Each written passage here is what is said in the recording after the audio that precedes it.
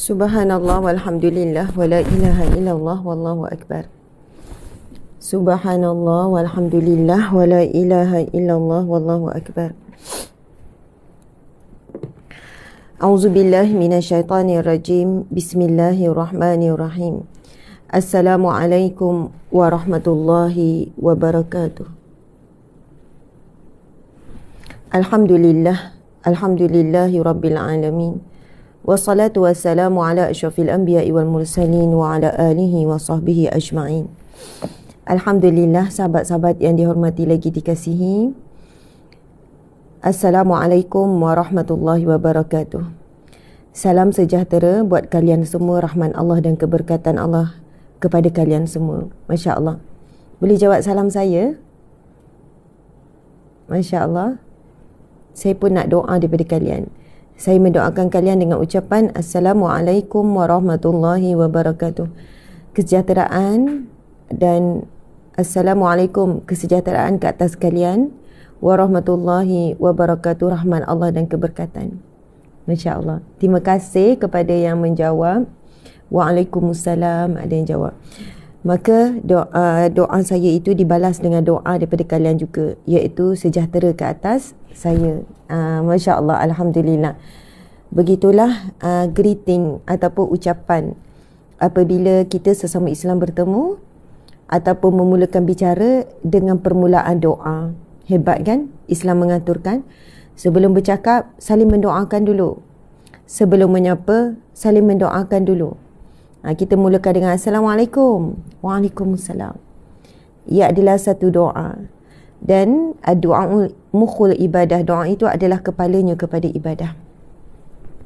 Sahabat mata Allah sekalian, Masya Allah, setiap hari sebenarnya kita berhadapan dengan situasi yang kita memerlukan Allah. Membuatkan kita memerlukan perantaranya adalah doa. Subhanallah. Kadang-kadang tengah kita buat kerja, lepas tu kita teringat sesuatu, kita terus berdoa. Ya Allah, tolonglah ya Allah. Kau maha tahu apa yang aku bimbang, apa yang aku risau ya Allah. Ya Allah, Kau maha tahu apa yang terlintas, apa yang sedang bermain dalam fikiranku ya Allah. Maka tolonglah aku ya Allah. Amin. Betul atau tidak? Orang nampak kita berjalan, ya orang nampak kita berlari, ya orang nampak kita bekerja, ya orang nampak kita masak. Itu yang orang nampak. Tapi adakah manusia boleh nampak apa yang dalam hati kita? Adakah manusia boleh tahu apa yang sedang kita fikir? Tak. Manusia boleh nampak zahir kita sahaja. Bila kita senyum, manusia nampak kita senyum. Tapi manusia tahu tak apa keperitan dalam hati kita? Tak. Masya Allah. Bila kita ketawa, bukan semestinya kita bahagia. Ada orang membawa beban derita yang begitu lama. Boleh jadi ada yang bawa trauma dan sebagainya. Tetapi dia meneruskan kehidupan umpama seperti tak ada apa-apa. Tapi Allah tahu apa yang ada dalam fikiran kita yang sedang bermain-main. Apa yang terkandung dalam hati kita yang sedang kita risaukan dan sebagainya. Maka beruntungnya kita kerana Allah mempunyai kesempurnaan. Allah yang maha mendengar apa yang terlintas suara hati kita. Allah maha mengetahui apa yang kita fikirkan. Allah maha melihat. Allah ya basir. Tadi tu Allah ya sami', Allah ya basir, Allah yang maha melihat keadaan kita. Allah ya syahid, yang maha menyaksikan. Allah menyaksikan apa semua yang sedang kita lalui. Allah ya alim, yang maha mengetahui. Allah maha tahu apa yang sedang kita lalu. Jadi tuan-puan sekalian, seronok sebenarnya kalau kita mengajarkan diri kita untuk selalu berbicara, walaupun dengan secara umum. Ya Allah, Engkau tahu apa yang terkandung dalam hatiku. Engkau tahu apa yang bermain dalam fikiranku ya Allah. Permudahkanlah ya Allah. Permudahkanlah ya Allah. Berilah petunjukmu. Hantarkanlah pertolonganmu ya Allah. Amin ya rabbal alamin. Subhanallah, alhamdulillah. Subhanallah, muslimin musliman yang dihormati lagi dikasihi, Masya Allah. Sahabat-sahabat di MB, sahabat-sahabat di TikTok, di IG, Masya Allah. Terima kasih kepada Syah. Saya tak tahu siapa ni. Jadi dan juga kepada semua Robiah Osman, Zurina Is, Suti Rahmat, Puan Mariam Rosli, Izkisha. Ya, subhanallah, lebih kurang dalam 2,000 orang sekarang. Nanti kita sebarkan lagi perkongsian pagi ni. Semua dah maklum apa tugasan masing-masing kan? Semua dah tahu ni tugasan masing-masing ni. Okey, Farina Ismail, Farzana Betty, Masya Allah, Sariah. Okey, semua dah maklum tugasan masing-masing. Ada yang berjuang dengan cara share link dalam grup WhatsApp lah, dalam grup Telegram lah, share juga di grup media sosial dia. Ajak, ada yang berjuang dengan cara tag. Dia tag kawan dia, dia tag adik-beradik dia, dia tag suami dia, dia tag anak-anak dia supaya hadir sama. Kemudian cara yang ketiga, dia terus menerus bagi komen, kadang tuliskan balik nota yang kita kongsikan. Kemudian cara keempat, yang bagi gift, yang bagi star, Masya Allah, semua itu akan bertukar menjadi sumbangan. Insya Allah kami akan manfaatkan untuk gerak kerja dakwah di platform online ni, media sosial ni. Kemudian yang kelima, yang terusan bagi emoji-emoji tu. Semua itu akan menyumbang kepada kekuatan engagement medium dakwah kita ni, dan juga akan menaikkan reach. Jadi subhanallah. Dan mungkin ada yang ustazah, saya pemalu, komen pun saya malu, nak bagi emoji pun saya malu, saya tak pandai. Tetapi dengan anda hadir, itu sini satu sumbangan yang besar. Masya Allah, ini adalah perjuangan akhir zaman. Perjuangan akhir zaman. Jika kita kata jihad ilmu itu jihad ilmu itu satu jihad, sama ada yang menyampaikan ilmu ataupun yang hadir majlis ilmu, itu adalah jihad.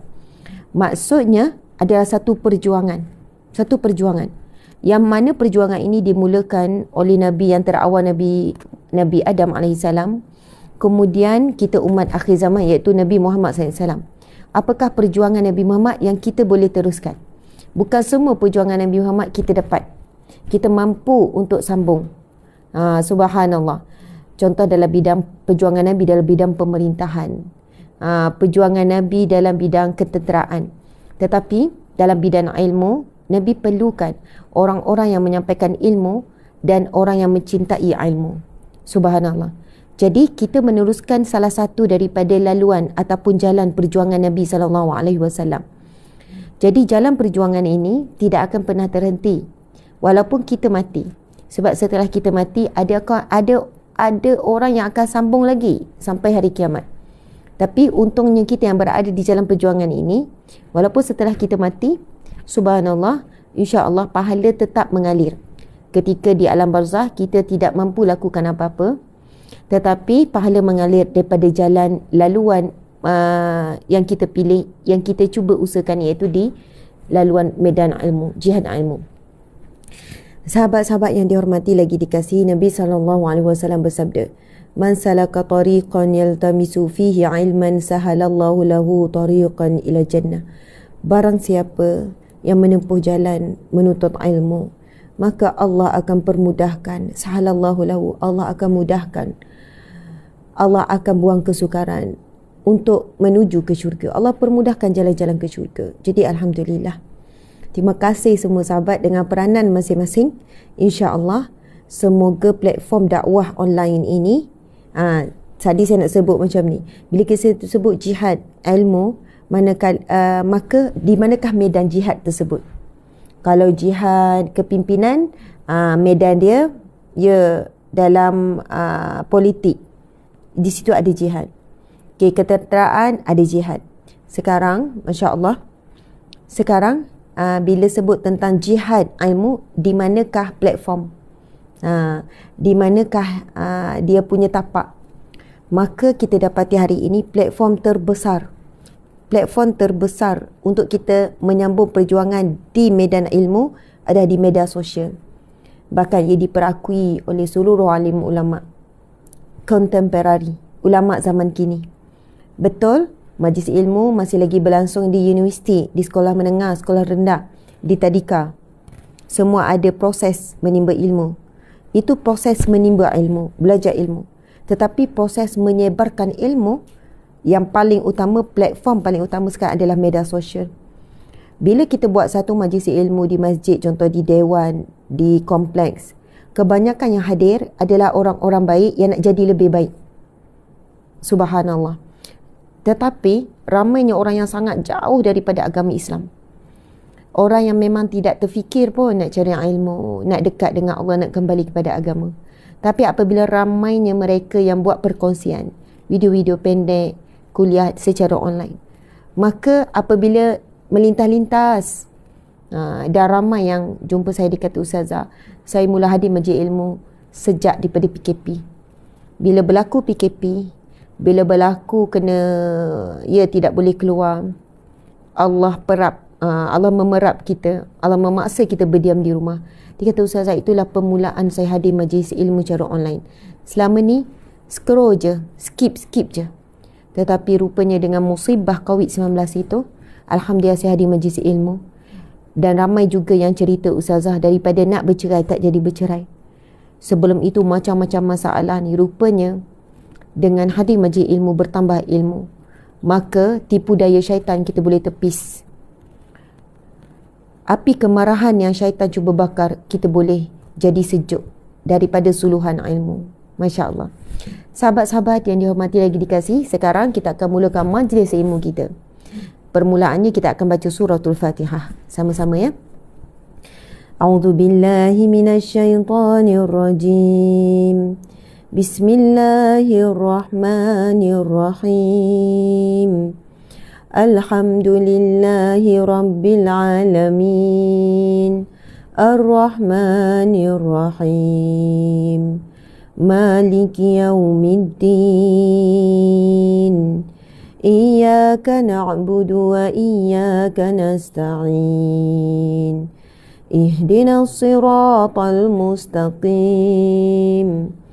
صراط الذين أنعمت عليهم غير المغضوب عليهم ولا الضالين آمين آمين يا رب العالمين. Subhanallah, alhamdulillah.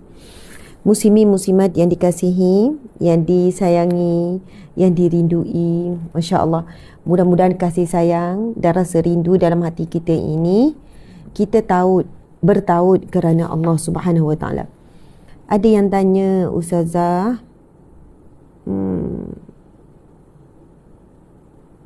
ada yang tanya ni, boleh tak baca ayat kursi? Saya period, saya uzur, tapi saya dah biasa sebelum tidur baca ayat kursi sebelum keluar rumah. Ya Allah, cantiknya. Dia punya gift. Tak pernah nampak lagi gift tu. First time. Jawapannya boleh. Ayatul Kursi, surah Al-Fatihah, 3 kul dan semua ayatul Quran dalam bacaan Al-Maqsurat boleh dibaca walaupun wanita yang period, walaupun dalam keadaan nifas. Faham, ya? Dengan syarat diniatkan sebagai zikir. Dan bukan semua ayat. Tak boleh kata Yasin saya niat zikir, Ustazah, boleh baca tak? Tak boleh, itu surah yang besar. Lagipun Yasin tidak dinamakan zikir. Tetapi Al-Fatihah, ayat kursi memang namanya zikir. Ia berdasarkan dalil hadis Nabi yang telah meletakkan ayat-ayat tertentu, surah pendek tertentu sebagai satu amalan harian. Contohnya ayatul kursi. Subhanallah, memang Nabi pesan, bacalah ayatul kursi sebelum kamu tidur, maka kamu akan dipelihara oleh Allah Subhanahu Wa Taala sekian-sekian. Dia ada ganjaran. Ayatul kursi sekian-sekian. Al-Fatihah ada, 3 kul ada. Jadi boleh, ya. Subhanallah. Ada yang tanya soalan tadi, Ustazah, betul ke lagi banyak ilmu lagi berat ujian? Betul. Sebenarnya ujian yang datang untuk menguat dan mengukuhkan ilmu kita, supaya kita boleh beramal dengan ilmu tersebut. Contohlah tuan-puan sekalian, kita dengar tentang ilmu baru berkaitan dengan kelebihan zikir la ilaha illallah wahdahu la syarikalah lahul mulku wa lahul hamdu wa huwa ala kulli syai'in qadir, dibaca sebanyak 100 kali, contoh, ya. Lalu kita pun dapat ilmu tu. Kita dengar, kita buat sekali, lepas tu tak buat. Lalu Allah uji kita dengan satu ujian, sampai terduduk, saya tak boleh bangun, sampai gelaplah hidup ni, sempitlah dada. Akhirnya kita pun bacalah zikir tu. Betul atau tidak? Banyak ilmu boleh beramal apabila kita melalui fasa ujian. Sebab itu, sama ada orang berilmu, dia macam ni. Orang tak berilmu pun akan diuji. Tapi lebih baik kita diuji dengan ilmu. Masuk melalui jalan ilmu. Sebab orang jahil ada ujian dia. Orang ada ilmu ada ujian dia. Tidak ada manusia yang boleh jauh, yang selamat, yang sunyi daripada ujian. Masya Allah. Okey, sahabat-sahabat yang dihormati, sekarang kita akan baca 10 ayat awal dan akhir surah Al-Kahfi. Ini adalah rutin kita ya. 10 ayat awal dan akhir surah Al-Kahfi. Kita akan baca sama-sama. Bukan saya baca seorang-seorang. Sahabat-sahabat yang sedang drive, hantar anak sekolah, dah hantar dah ni, on the way balik, ataupun sahabat-sahabat yang sedang masak, sedang buat apa saja. Masya Allah. Makasih Anira Zarwain. Dia kata, betul Ustazah, zikir rahmat sangat-sangat banyak membantu. Alhamdulillah. Masya Allah. Okey, nanti kita akan baca zikir rahmat. Dan ramai juga follower baru ni yang baru hadir yang tak tahu apa tu zikir rahmat. Nanti kita jelaskan lagi. Betul. Okey, kita akan baca 10 ayat awal dan akhir surah Al-Kahfi. Ini wasiat daripada Nabi kita, supaya kita beramal dengan 10 ayat awal dan akhir surah Al-Kahfi, yang mana ia akan melindungi kita daripada godaan, tipu daya, fitnah akhir zaman, iblis, syaitan, dajjal. Masya Allah. Okey. Ustazah minta doakan ibu saya yang masih berada di hospital, Julie Syamil. InsyaAllah. Sama-sama mendoakan. Okey, semoga ibunya sembuh dan kembali seperti biasa, kembali kepada keluarga, insyaAllah. Okey, kita akan baca 10 ayat awal dan akhir surah Al-Kahfi. Sedia ya semua? Siapa yang tengah-tengah sambil-sambil drive, cuba-cuba ikut. Dapat 1-2 ayat, 1-2 patah perkataan pun tak apa. Dan mendengar bacaan Al-Quran juga mendapat pahala. Ustazah, saya tak berani nak ikut, takut salah. Saya pun tak hafal, tak lancar, tak biasa baca. Dengar je dulu, boleh dapat pahala. Nabi biasa buat pada isteri. Kalau isteri uzur, Aisyah cerita kan, apabila Aisyah sedang haid, Nabi akan minta Aisyah duduk dan Nabi letakkan kepala di atas riba Aisyah. Romantik kan Nabi? Lalu Nabi akan bacakan ayat-ayat Al-Quran. Sebab Nabi nak beri juga pahala kepada isteri tercinta. Tak dapat baca Quran, dengar Al-Quran. Masya Allah. Ya, ada yang kata saya belum hafal. Cuba. Di mana ada kemahuan, di situ ada jalan. Kita bukan tak mampu, tapi kita tak cukup mahu. Kalau betul-betul mahu, kita pasti mampu. Saya ulang lagi sekali. Sebenarnya kita bukan tak mampu. Walaupun umur 60, 70. Kita bolehlah buat ayat tu boleh. Saya tak mampulah nak hafal. Dah cuba dah. Tapi hakikatnya, kita tahu kalau kita bersungguh-sungguh, kita buat betul-betul, kita akan mampu. Dan Allah tahu kemampuan kita. Dan percayalah, bila kita cuba untuk menghafal ayatul Quran, sebenarnya Allah pasti akan bantu. Saya ulang lagi sekali, kita bukan tak mampu, cuma kita tak cukup mahu. Jika kita betul-betul mahu, kita pasti mampu dan Allah pasti bantu. Masya Allah. Ya, ada yang sampai nangis. Ya Ustazah, saya akan cuba. Tuan-puan, sahabat-sahabat semua, tak ada siapa yang boleh bantu kita untuk menghadapi ujian akhir zaman. Mak boleh pesan, suami boleh pesan. Tapi perasaan atau tidak, kita banyak tetap terleka dan terlalai dengan video-video yang lalu lalang, dengan reels yang lalu lalang, dengan macam-macam. Kita selalu terleka, tuan-puan sekalian. Masa kita berlalu macam tu. Cuba perasan atau tidak, banyak hari kita berlalu tanpa kita baca Al-Quran, walaupun satu ayat, walaupun satu muka surat. Perasan atau tidak, hari ini kita melayani banyak gosip-gosip, banyak sesuatu yang telah membuatkan hati kita hitam keras. Kita terlalu dengan angan-angan yang kosong. Kejap berangan tu, kejap berangan ni, kejap buat kerja, lepas tu separuh jalan, lepas tu kita tak buat sebaik mungkin. Kita lupa matlamat tujuan hidup kita sebagai hamba Allah dan juga khalifah Allah yang kena berjuang. Bukannya bila dah sampai matlamat kita, kita pun berhenti. Kita kata target dah capai, impian dah capai. Itu impian diri dan impian dunia. Impian diri dan impian dunia. Tetapi adakah kita meneruskan impian Nabi, impian Rasulullah, apa yang Allah berkehendak kepada kita untuk agamanya ini? untuk akhirat kita. Sebab itu orang yang faham, dia tak pernah bila sampai satu target dia berhenti tak. Bila sampai satu target kepada apa yang dia cuba usahakan, dia memulakan perjalanan yang baru untuk target seterusnya. Bila tanya sampai bila nak kerja teruk macam ni, sampai mati. Sampai mati. Dan letakkan pekerjaan kita adalah satu perjuangan. Satu perjuangan. Sebab bila sebut perjuangan, dia tak akan terhenti walaupun mati. Ada orang akan sambung selepas itu.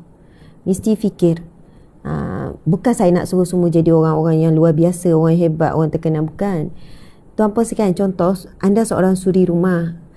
Perjuangan anda apa? Mendidik anak kan. Anak dah besar-besar, perjuangan anda terus diteruskan dengan mendidik cucu pula. Didik cucu.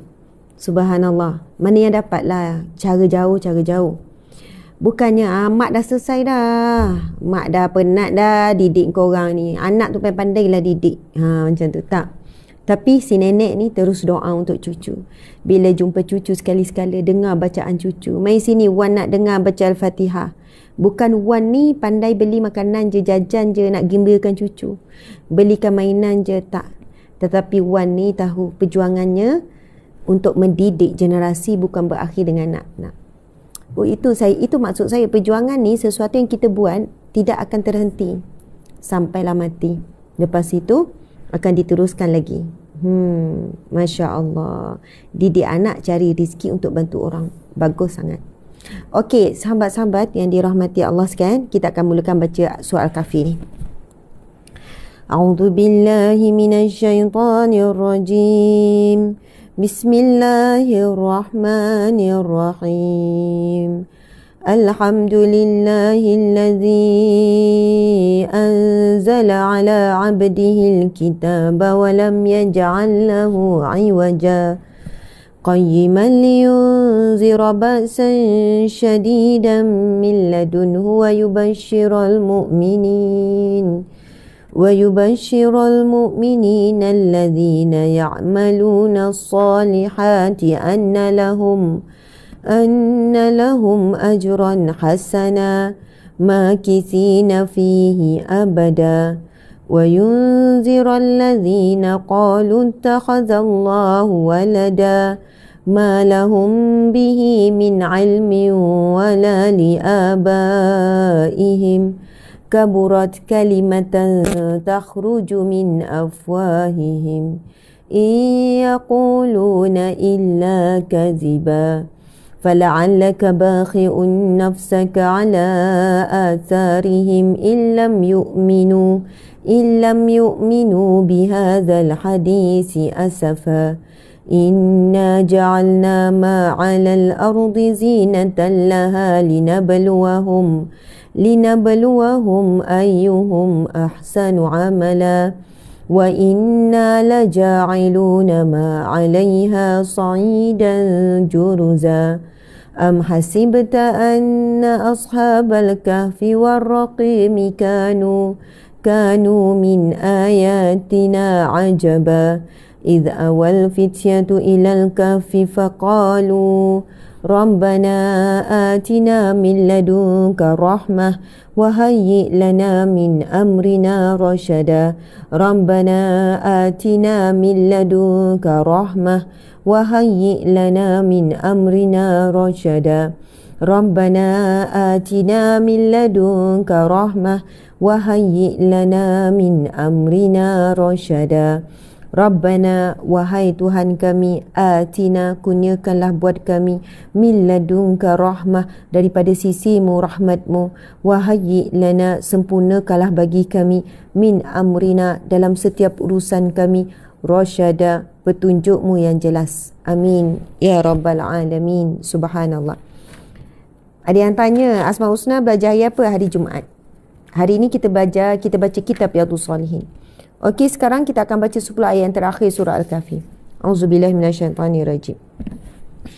وَعَرَضْنَا جَهَنَّمَ يَوْمَئِذٍ لِلْكَافِرِينَ عَرْضًا الذين كانت أعينهم في غطاء عن ذكري وكانوا لا يستطيعون سمعا أفحسب الذين كفروا أن يتخذوا عبادي من دوني أولياء إنا أعتدنا جهنم للكافرين نزلا قل هل ننبئكم بالأخسرين أعمالا الذين ضل سعيهم في الحياة الدنيا وهم يحسبون أنهم يحسنون صنعا أولئك الذين كفروا بآيات ربهم ولقائه فهبطت أعمالهم فلا نقيم لهم يوم القيامة وزنا ذلك جزاؤهم جهنم بما كفروا واتخذوا آياتي ورسلي هزوا إن الذين آمنوا وعملوا الصالحات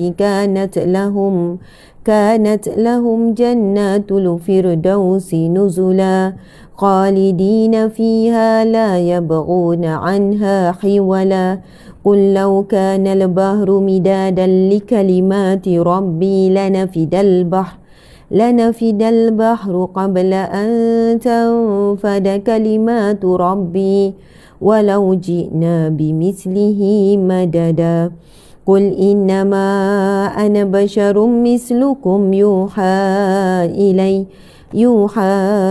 إلي أنما إلهكم إله واحد فمن كان يرجو لقاء ربه فليعمل عملا صالحا ولا يشرك بعبادة ربه أحدا صدق الله العظيم اللهم ارحمنا بالقرآن واجعله لنا إماما ونورا وهدى ورحمة اللهم ذكرنا منه ما نسينا وعلمنا منه ما جهلنا وارزقنا تلاوته آناء الليل وأطراف النهار واجعله لنا حجة يا رب العالمين آمين يا رب العالمين.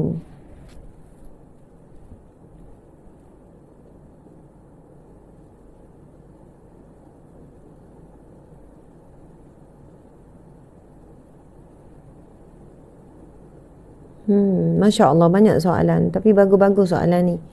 Alhamdulillah, ada yang tanya, boleh tak baca ratib hizib ketika uzur? Boleh. Kebanyakannya ratib hizib ada daripada zikir-zikir, himpunan zikir dan doa. Kemudian ada yang tanya, Ustazah, hukum lecturer yang bukan mahram yang sentiasa tutup pintu apabila berdua dalam bilik. Tak boleh tutup. Mungkin dalam bilik tu lecturer perempuan, lecturer lelaki. Lecturer perempuan, lecturer lelaki. Lepas tu duduk dalam satu bilik, lepas tu tutup pintu. Tak boleh. Kena pintu biar terbuka. Pintu kena buka. Tapi kalau dia tutup, mungkin sebab dia nak fokus buat kerja. Nanti kalau orang lalu lalang apa, pastikan bilik tu ada cermin. Yang mana cermin tu dibuka. Dulu saya sebagai perunding rumah tangga, kalau klien tu lelaki, seorang suami datang nak mengadu masalah anak, masalah isteri, kita memang kena tutup pintu. Jadi sekarang saya berdua dengan klien lelaki. Apa yang kami buat adalah, dan memang kena tutup pintu sebab confidential. Dia akan cerita benda-benda yang kerahsiaan. Lepas tu kita perlukan suasana yang tidak bising. Kita kan dalam pejabat. Lepas tu situasinya adalah, saya akan menghadap dinding. Dinding, pintu masuk, lepas tu ada dinding. Lepas tu klien ni akan duduk menghadap saya. Kan kita ada jarak lah. Ada meja kat depan. Kan ada jarak menghadap. Lepas tu memang belakang klien adalah cermin. Dan memang cermin itu besar. Bukan cermin kecil. Cermin itu besar. Yang mana memang staff kita, staff-staff di bahagian luar, boleh nampak kita kat dalam. Nampak tak? Jadi apa pun staff di luar boleh nampak kita, maksudnya di situ tidak jadi, dia memanglah dalam satu bilik tapi dia tetap tidak tertutup. Kalau tertutup dengan tingkap tak nampak apa semua, tak boleh. Dia jadi, hukumnya boleh jadi ikhtilat, berdua-duaan. Subhanallah, Allahu Akbar. Tuan-puan sekalian, ada beberapa isu lain juga yang ditanyakan pada saya. Baru ni ada seorang hamba Allah, dia tanya saya, kebetulan dapat berhubung. Dia kata, Ustazah, apa pandangan tentang contohnya sama ada lecturer ataupun staff ataupun pekerja ya, contoh buat kerja outstation, lepas tu sewa satu homestay, lepas tu duduk dalam bilik masing-masing. Yang lelaki duduk kat bilik lelaki, yang perempuan duduk kat bilik perempuan. Sebab dia kata senang sikit bila sewa homestay, sebab kami ada meeting, lepas tu kami akan berkumpul lah pada waktu tertentu untuk mesyuarat untuk hasilkan. Maksud duduk dalam satu homestay ke, banglo ke, chalet ke, faham yang ada 2-3 bilik, apartment ke, macam mana? Apa hukum? Tuan-puan sekalian, antara yang viral iaitu influencer di kalangan orang muda, lelaki dan perempuan, mereka duduk satu rumah. Betul atau tidak? Yang lelaki, yang perempuan duduk satu rumah, dia orang sewa contohnya villa, dia orang sewa villa kan, dia orang sewa homestay lah kita panggil, yang mana ada 3 bilik contoh. Dia kata senang nak buat konten, nak buat itu, nak buat ini, tapi semua ini dengan lelaki, tak ada kaitan, bukan mahram, ajnabi ni semua orang asing, perempuan. Lepas tu mereka kata kami tak pernah buat maksiat ini, kami tak kami duduk bilik asing-asing, kami jumpa masa nak buat konten-konten je, sekian-sekian. Apa hukum? Ia adalah satu keadaan yang boleh menyebabkan, sama ada tadi tu yang kita sebut kan, staff-staff yang berkumpul ataupun duduk dalam satu homestay, bilik lain-lain. Dia kata apa beza? Sama je macam hotel. Dia kata sama macam hotel. Sebab kalau hotel kan duduk bilik asing-asing, lepas tu jumpa untuk buat kerja. Takkan sama. Kalau hotel, kita terus ruang yang berpisah terus. Kalau hotel, tandasnya, ruang apa, semua berpisah terus. Tapi kalau duduk dalam satu rumah dengan bilik je asing, sebenarnya dia berpisah separuh, bukan berpisah penuh. Separuh. Nak pergi kat dapur boleh bertembung, kan? Mungkin aurat, mungkin bertembung, berbual benda yang tak sepatutnya. Jadi itu membuka ruang fitnah yang begitu besar. Kita tak sebutkan terus haram, sebab mereka kata kami tak buat maksiat, kami tutup aurat, kami jaga, kami sekian-sekian. Tetapi ia membuka ruang fitnah begitu besar, dan Allah melarang dengan peringatan, la taqrabu zina, jangan kamu mendekati zina. Dalam hadis Nabi sebut apa? Sesungguhnya mata itu berzina, lidah itu berzina, telinga itu berzina, tangan itu berzina, kaki itu berzina. Apa dia? Apabila semua anggota badan ini melakukan sesuatu yang boleh pergi kepada hujungnya melakukan perbuatan zina. Boleh jadi kita kata, alah Ustazah, kami semua dah tua-tua dah Ustazah, umur 40 lebih, 50 lebih, lagipun kami tahu batasan, cuma kami nak mudahkan kerja je, sewa satu villa, lepas tu senang nak meeting. Kalau hotel nak kena sewa bilik mesyuarat lah, itu costing. So nak jimat, jumpa je kat meja makan untuk sekian-sekian. Bila kita berada di dalam sebuah rumah dengan ajnabi, faham ya? Dalam sebuah rumah dengan ajnabi, ia bukan satu situasi ataupun satu keadaan yang perlu dinormalisasi. No, tak boleh normalisasi. Suami orang, isteri orang, duduk bilik asing-asing, duduk dalam satu rumah. Tak kira lah umur 40-50 ke, dia mendedah ataupun menjerumuskan kepada ruang-ruang dosa dan maksiat. Walaupun tak sampai peringkat zina, tapi Allah dah larang kepada apa saja yang boleh mendekatkan, walaupun akhirnya tak berzina pun, tetapi ia boleh mendekatkan diri kepada zina. Semua itu adalah perbuatan-perbuatan yang dilarang, yang dikeji, yang Allah sangat tidak suka. Bukan semestinya zina saja, tapi jalan-jalan menuju kepada zina. Subhanallah, tuan-puan, apa yang saya sebut ni banyak sangat berlaku, sangat banyak, Masya Allah. Contoh naik satu kereta, laki perempuan, seorang-seorang. Kalaulah dua lelaki, seorang perempuan pun kurang manis. Kalau dua perempuan, seorang lelaki, kira okey, dia beza sikit. Lepas tu, pergi atas dasar kerja, duduk sebelah laki perempuan. Ni laki, perempuan duduk sebelah. Kebetulan yang bawa kereta pula bos. Jadi yang perempuan ni segan nak duduk belakang. Dia rasa macam dia pula bos. Yang bawa ni bos. Tuan persakan boleh timbul fitnah atau tidak? Kalau hanya berdua. Fitnah. Sudah pasti timbul fitnah. Walaupun kata kami tak ada perasaan. Saya suami orang, ni isi orang. Oh, tak ada apa-apa. Subhanallah. Adakah sepanjang perjalanan tak ada berbual? Mungkin ada gelak ketawa. Mungkin ada bincang pasal kerja. Tapi kerana di dalam ruang tersebut, walaupun memanglah ada cermin, kereta. Tetapi ada orang boleh masuk campur. Ada orang boleh dengar. Ada orang boleh sertai kita dalam kereta. Tak ada. Walaupun orang kiri kanan semua nampak. Oh, saya bukan berdua ustazah. Kami jalan raya. Memang ramai jiran-jiran jalan raya ni. Oh, tak. Memang boleh menimbulkan maksiat. Boleh menimbulkan fitnah. Boleh menimbulkan jalan-jalan na'udzubillah min zalik. Yang mana Allah beri amaran la taqrabu zina. Jangan kamu mendekati zina. Untuk mendekati laluan tu saja Allah larang, Allah benci. Okey. Semoga boleh menjawab persoalan yang diberikan. Sahabat-sahabat dimati Allah sekalian, kita selawat sikit. Selang-selang kita jawab, kita kuliah, kita zikir. Sallallahu ala Muhammad. Sallallahu alaihi wasallam. Sallallahu ala Muhammad. Sallallahu alaihi wasallam. Sallallahu ala Muhammad. Sallallahu alaihi wasallam. Sallallahu ala Muhammad. Sallallahu alaihi wasallam. Sallallahu ala Muhammad. Sallallahu alaihi wasallam. Sallallahu ala Muhammad. Sallallahu alaihi wasallam. Allahumma salli wa sallim wa barik alaihi sallu alaihi. Tuan-tuan sekalian, masya-Allah. Terima kasih TikTok 3,000 lebih, di FB 2,004, 500 lebih kurang 3, 4, 5, 6,000 lebih yang hadir ni. Masya Allah. Saya setuju dengan ada satu pengisian di TikTok. Dia kata senangnya ustazah, tutup terus pintu yang boleh menghala kepada maksiat ataupun ikhtilat, iaitu pergaulan bebas. Saya tanya, contohlah. Sebab ada yang tanya saya ni, ia melibatkan pensyarah universiti. Sebab kebetulan yang tanya soalan tadi pun pensyarah juga. Pensyarah universiti. Yang mana student ni tahu. Pensyarah ni berkumpul di satu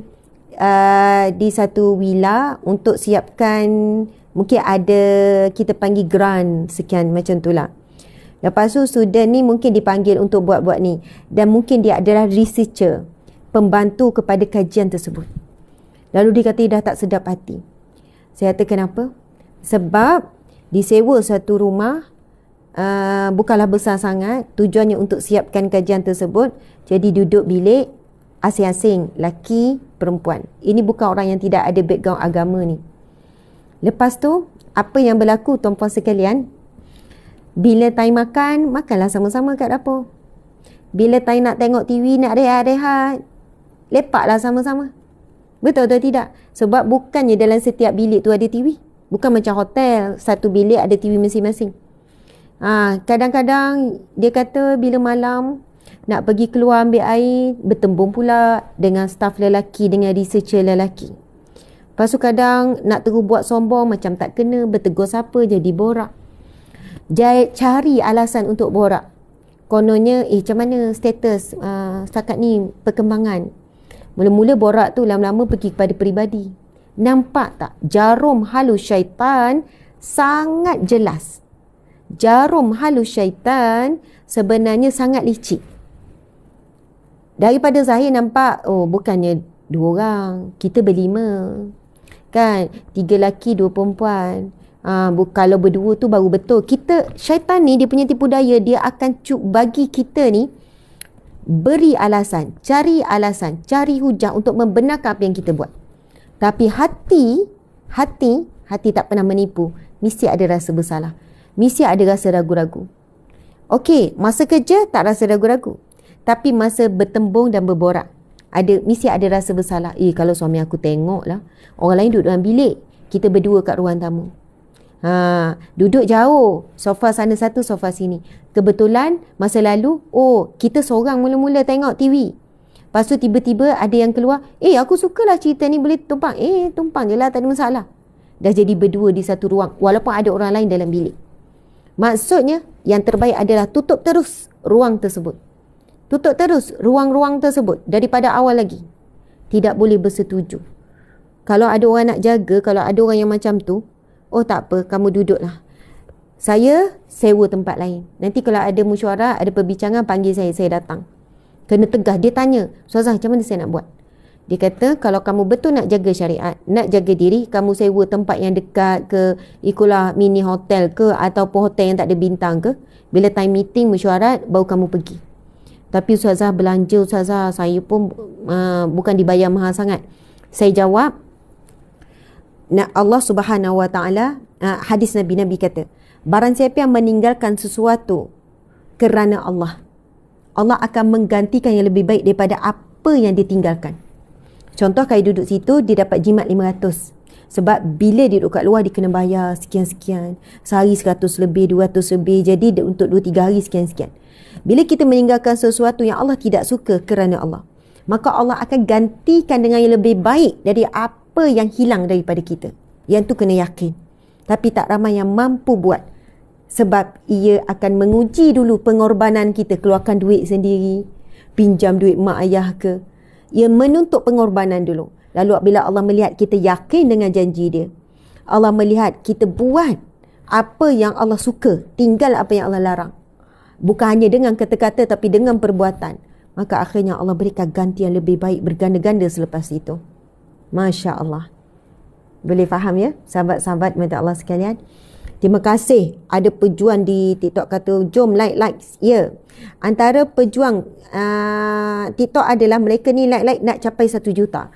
Alhamdulillah dalam minggu lepas hampir setiap hari kita boleh capai tap 1 juta. Jom hari ni kita sampai 1 juta juga, kita kuatkan engagement kita. Betul tak ni sahabat-sahabat muslimin muslimat? Saya kalau boleh satu hari nak sangat jumpa tim influencer, budak-budak muda yang masih duduk satu rumah tu, yang buat konten kejap bercinta, kejap putus cinta, buat apa ni panggil, buat apa tu encik, buat declare jatuh cinta.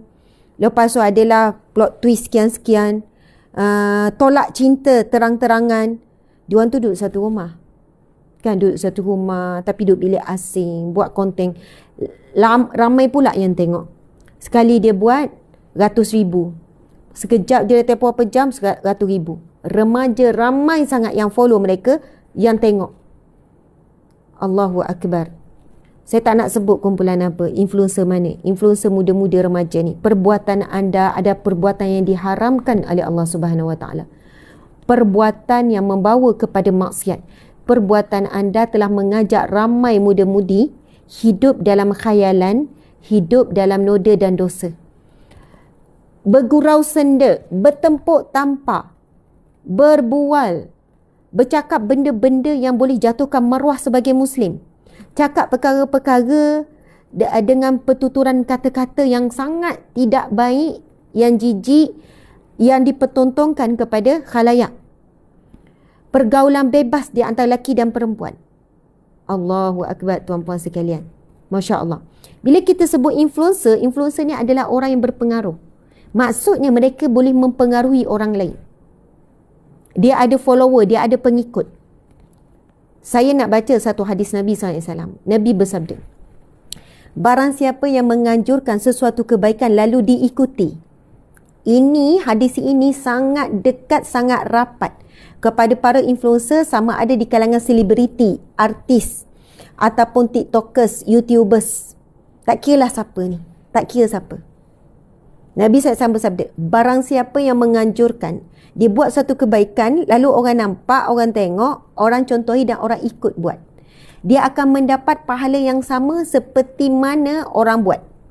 Mungkin bila dia buat kebaikan, lalu ada yang ikut kebaikan yang dia buat, ada 1000 orang ikut. maka dia dapat pahala setiap orang yang buat tu. Tetapi barang siapa yang melakukan, Nabi sambung lagi hadis ini, keburukan lalu diikuti.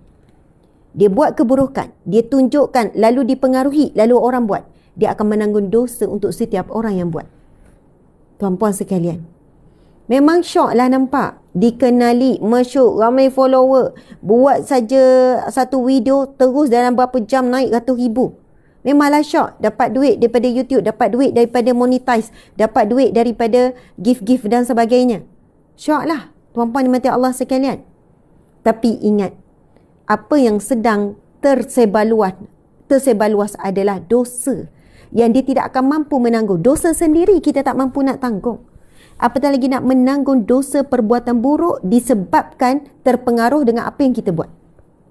Saya minta maaf, contoh influencer ramai ni, yang muda-mudi ni, yang telah pengaruh ramai remaja melakukan perbuatan maksiat, pergaulan bebas menjadi biasa. Artis baru bercinta tapi macam suami isteri dah, duduk sebelah rapat, baru bertunang, dalam proses nak nikah. Sungguh saya rasa sangat sedih. Kadang-kadang yang terlibat, yang tunjuk, yang duduk sebelah rapat, ambil gambar, yang berjalan macam suami isteri dah. Padahal kadang-kadang artis yang buat ni, influencer yang buat ni, bukan orang yang tak matang ni. Orang yang dah besar, mungkin dah berkahwin, kemudian berpisah, kemudian mungkin pasangan dah meninggal, lepas tu nak kahwin balik. Tetapi pergaulan tu seperti suami isteri dah, cuma tak tidur sama je. Minta maaf lah saya sebut macam tu. Yang lain dah makan sama, duduk tenung muka, rapat-rapat, jalan sama-sama, sebelah menyebelah macam pasangan suami isteri, sedangkan masih bertunang. Belum cerita hari ini normalisasi majlis perkahwinan ikut barat, dah tak ada Islam dah. Ikut barat. Pakaian tu ialah dengan suasana majlis, dengan perbuatan-perbuatan yang dilakukan mengikut cara barat. Tuan-puan dimati Allah sekalian, pernikahan adalah sesuatu yang sangat mulia. Sangat mulia. Ia adalah satu kejayaan besar bagi seseorang apabila dia melewati alam pernikahan. Sangat besar. Sampai Nabi sebut apa? Sesungguhnya setiap amalan yang dilakukan kamu sekian, tetapi bagi orang yang bernikah, Nabi kata, pahala digandakan.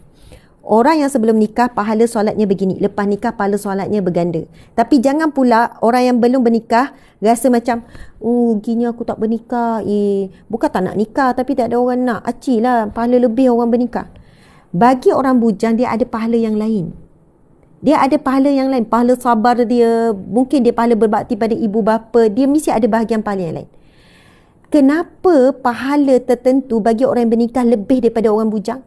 Kerana kesukaran. Tanggungjawab bertambah, ada anak, keletihan bertambah, perempuan dah mengandung, melahirkan, badan semakin lemah.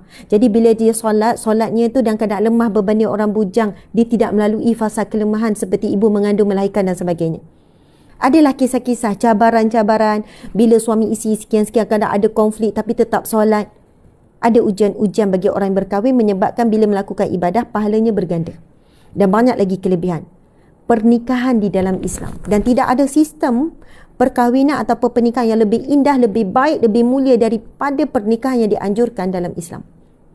Tapi hari ini yang tinggal dalam sebuah majlis pernikahan ataupun perkahwinan, yang tinggal hanya akad nikah saja. Akad nikah saja. Sebelum nikah, minta maaf ya, juru solat pun lelaki. Ni saya bukan tuju pada satu individu, tapi ramai dah macam ni. Tak kira lah artis ke tak artis ke, orang biasa ke. Okey, Ustazah juru solat lelaki tapi tak ada bersentuh, tak ada apa, tak ada. Dia pakai sarung tangan, dia cuma ni sekian-sekian. Kita tak bincang lagi hukum bersolat, hukum untuk sekian-sekian, kan? Jadi di situ dah ada pergaulan bebas, disentuh-sentuh, disapu-sapu. Allahu Akbar, Allahu Akbar, tuan-puan sekalian. Saya tak boleh bayang kalau saya tengok suami saya, ada orang perempuan lain contoh solatkan, pegang-pegang pipi dia, dan saya tak boleh bayang kalau encik suami saya tengok ada orang lelaki yang solat-solatkan saya. Sentuh-sentuh pipi, sentuh-sentuh sekian-sekian. Jika tidak ada cemburu, kenapa cemburu boleh hilang? Kenapa cemburu? Boleh rasa tak cemburu tengok isteri dipegang-pegang, disentuh-sentuh. Dipakaikan baju pun lelaki juga. Dipakaikan tudung-tudung telekung pun lelaki juga. Pakaikan pin. Boleh jadi lebih detail, boleh jadi lebih mahir, boleh jadi lebih cantik, boleh jadi dia lebih yakin dengan pendandan tersebut. Allahu Akbar. Nampak tak perkara ini telah dinormalisasikan, telah dibiasakan sampai dulu orang mula-mula buat. Ya apa ni? Orang sebut-sebut, orang tegur-tegur. Kenapalah jurusolat lelaki tak ada, dah ke yang perempuan? Saya bagi tahu jurusolat perempuan banyak. Saya kan selalu masuk TV dululah. Sekarang kurang sikit sebab jadual sangat padat. Sampai stesen TV pun dah merajuk. Ustazah asyik tak dapat. Memang itulah kebetulan. Nanti kita susun balik jadual.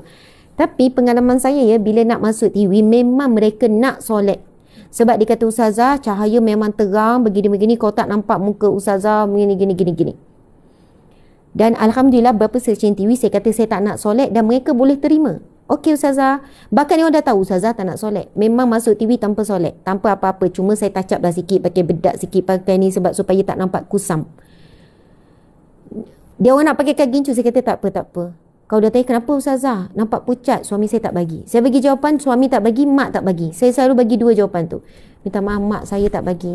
Kalau mak saya tak redha, apa yang saya buat tak bermakna. Suami saya pun tak bagi. Okey. Cuma kadang nampak pucat sangat, dia pakai lip gloss.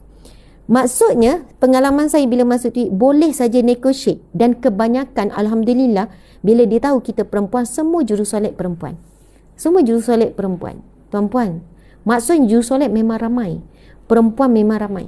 Tapi bila kita ada satu expectation, nak lebih sekian-sekian, kita sanggup langgar batasan syariat. Langgar. Buat dengan tu memang cantik, harga lebih murah, macam international punya solekan, tapi lelaki. Yang ni pula perempuan mahal sikit, tapi makeup dia tak secantik yang lelaki. Apa kata iman dan apa kata nafsu? Kata nafsu bukannya sehari-hari, seumur hidup sekali, raja sehari. Bukan orang tahu, buat dalam bilik dirahsiakan. Allah tahu tak? Allah nampak. Apa kata iman? Suara iman selalu ditidakkan, selalu dihenyak-henyak. Tak apalah, bukan buat maksiat pun, ada orang lain, bukan sentuh pun, kita akan cari alasan-alasan dan sebab-sebab. Sedangkan keadaan tersebut dah berlaku pergaulan bebas, ikhtilat, pergaulan bebas yang antara lelaki perempuan yang patut ada batas. Yang patut ada batas. Bahkan sebenarnya kita dengan lelaki ajnabi tak boleh pun duduk rapat. Mesti ada jarak.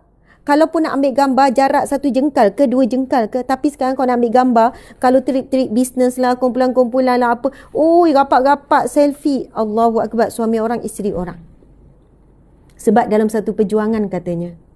Sebab satu tim katanya. Sama susah, sama payah, sama gembira, sama menangis katanya. Jadi dah rasa macam adik-beradik. Kami macam keluarga, macam adik-beradik. Tetap bila ajnabi orang asing, tetap kena ada batasan. Tetap kena jaga jarak. Kenapa masa berlaku COVID-19 semua boleh jaga jarak? Kalau kerusi tu ada selang kosong satu, lepas tu orang lain. Semua boleh ikut SOP yang dilakukan oleh manusia. Jaga jarak, jaga jarak, jaga jarak. Sampai kalau masuk dalam lift tu, okey, tertentu berapa jumlah supaya boleh jaga jarak. Tetapi apabila Allah suruh jaga jarak, Allah suruh jaga batasan dengan ajnabi orang asing, kita tak boleh nak ikut. Tuan-puan sekalian, ini rules by Allah. Ini bukan rules by manusia, human. Tak. Subhanallah. Allahu Akbar. Masya Allah. Kau nak kupas tentang bab pernikahan hari ini, perkahwinan. Masya Allah. Saya rasa macam antara yang boleh dipuji akhir-akhir ni, ya, kita boleh tengok Miss Nina sangat bagus. Kita boleh tengok MK pun sangat bagus. Kami pernah jumpa MK berdepan. Orangnya sangat polite. Dia macam, ustazah doakan saya. Dia macam sopan gitu. Masa tu jumpa dalam satu syuting. Masa tu bertemu dengan MK tu kan, penyanyi tu. Lepas tu encik suami, rupanya MK tu lagi tinggi pada encik ataupun sama tinggi gitu. Dia pun orangnya tinggi. Lepas tu sangat ni, tahu-tahu nikah kan. Masya Allah. Dia macam ni lah. subhanallah, Allahu Akbar, muslimin muslimat. Pernikahan ni kita kata bina masjid. Masjid tidak boleh dibina di atas tanah yang haram ataupun tanah yang kotor. Semua orang nak sebuah perkahwinan yang bahagia. Saya nak tanya, bahagia daripada mana? Allah yang beri bahagia. Kalau Allah nak tarik bahagia, anytime. Perkahwinan adalah satu manifestasi cinta lalu bersatu dalam sebuah ikatan perkahwinan. Saya nak tanya, cinta daripada mana? Cinta daripada Allah yang wadud, yang maha cinta. Allah berikan perasaan cinta di dalam hati manusia. Allah yang Rahman, yang Rahim, pengasih penyayang. Allah berikan rasa kasih sayang. Allah yang mempunyai rahmat berikan belah kasihan di antara suami isteri. Cinta, kasih sayang, rindu adalah satu hadiah kurniaan daripada Allah dalam hati manusia. Tetapi ramai manusia bila menerima hadiah ini, dia lupa kepada pemberi hadiah, iaitu Allah. Dia lupa Allah yang berikan dia perasaan cinta kasih sayang itu. Dan apabila Allah melihat hamba-hambanya yang leka, lalai, yang melupakannya, yang mana Allah yang memberikan rasa cinta, rindu, kasih sayang semua itu dilupakan, maka Allah juga akan membiarkan, Allah juga akan menelantarkan. Akhirnya saya nak tanya tuan-puan sekalian, boleh tak Allah tarik balik rasa cinta, kasih sayang semua tu? Boleh tak? Jawapannya exactly boleh. Sebagaimana Allah pernah beri rasa cinta, Allah boleh ambil balik rasa cinta. Daripada sayang, rindu, boleh bertukar jemu, boleh bertukar bosan, boleh bertukar benci. Tuan-puan dimati Allah sekalian, syaitan bertepuk tangan apabila seseorang itu memulakan pernikahannya. Permulaannya elok akad nikah. Masa akad nikah dalam masjid, pakai tudung. Sehabis akad nikah, maka permulaan makar-makar ataupun perbuatan-perbuatan syaitan itu dituruti. Terus majlis itu dilupakan siapakah yang mengizinkan sebuah cinta itu bersatu. Terus majlis itu melakukan perbuatan-perbuatan yang Allah benci, Allah tak suka, kemungkaran. Dengan lagu, dengan muzik, dengan tarian, bercampur lelaki perempuan. Alah, itu kan menari perempuan lelaki, suami isteri, ustazah. Tetapi di khalayak ramai dengan lenggok, dengan maksiat, dengan pendedahan aurat, dengan sekian-sekian. Kita kata, ustazah, kita raikan pengantin sedang bahagia, janganlah sekat mereka. Apakah erti bahagia yang sebenar? Bahagia yang sebenar apabila cinta kita dapat redha Allah. Bila kasih sayang kita dapat redha Allah, tanpa sayang, itulah bahagia yang sebenar. Dan bahagia yang menipu adalah apabila kita berkasih sayang dan kita bercinta, dalam waktu yang sama kita dapat murka Allah. Yang redha kita ketika itu adalah syaitan bertepuk tangan. Tuan-puan dimati Allah sekalian, Masya Allah. Sebuah rumah tangga yang sangat menjaga redha Allah dan rumah tangganya, walaupun dah kahwin 15 tahun, 20 tahun, 30 tahun, pegang tangan masih terasa hangat. Pegang tangan tak pernah jemu. Bukan tak pernah bergaduh, mesti ada bergaduh suami isteri. Bukan tak ada masalah, bukan tak ada pertelingkahan, mesti ada. Tetapi Allah kekalkan rasa. Allah kekalkan rasa. Betul tak encik suami? Betul ya encik suami ya? Mudah-mudahan. Siapa yang mengekalkan rasa? Allah yang mengekalkan rasa. Bila pegang tangan masih terasa bahang cinta tu. Bila berpisah masih lagi rindu. Siapa yang beri perasaan rindu? Allah. Sebab yang boleh menjamin kebahagiaan, kerukunan adalah Allah. Apabila kita melepaskan tali daripada Allah, kita putuskan tali hubungan kita dengan Allah, kita rasa kita boleh bina bahagia kita dengan honeymoon. Betul, honeymoon itu usaha. Bagus saya pergi honeymoon. Kita rasa dengan kita cantik boleh ikat cinta. Kita rasa kita baik, kita rasa kita pandai masak, kita boleh ikat kasih sayang suami, kasih sayang isteri, kasih sayang anak-anak. Kita rasa kita the best, kita buat itu ini. Semua itu adalah sesuatu yang fana. Maksudnya tidak kekal. Yang tidak kekal. Cantik, muda akan jadi tua. Yang baik tidak kekal, kadang-kadang malas. Yang lembut kadang-kadang jadi kasar. Betul atau tidak ni? Kita berubah-ubah. Yang tolak ansur kadang-kadang jadi keras. Yang suara rendah kadang bertempit. Tuan-tuan sekalian, perubahan akan berlaku.